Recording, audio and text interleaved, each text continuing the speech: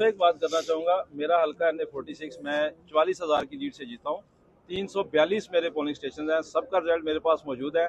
मैं on record तीनों MNAs जैली जो बने हैं, 2 नंबर MNAs, उनको चैलेंज कर रहा हूँ। किसी भी मीडिया प्लेटफॉर्म पे, प्रेस क्लब में आ जाएं, मीडिया प्लेटफॉर्म पे आ जाएं, किसी जगह आके यार अपने 2 नंबर फॉर्म 45 दिखा तो दो कौम को, उनका दर्शन तो करवा दो, तो कौम देख तो ले यार तुम किस 2 नंबर और जैली 45 के फॉर्म पे तुम MNAs बन रहे हो, किस मुंह से और किस ईमान से और किस ज़र्फ से और किस ज़मीर से तुम कहते हो कि हम MNA बन चुके हैं। ना तुम्हें शर्म है, ना तुम्हें हया है, और ना तुम्हारे लीडर को है। 17 सीटों के साथ वो अपने भाई को विधायक बनवाने जा रहे हैं, और तुम तीनों 50-50 हजार की लीड से हारे हुए हो, और तुम तीनों को शर्म भी नहीं आती मिठाई खाते हुए,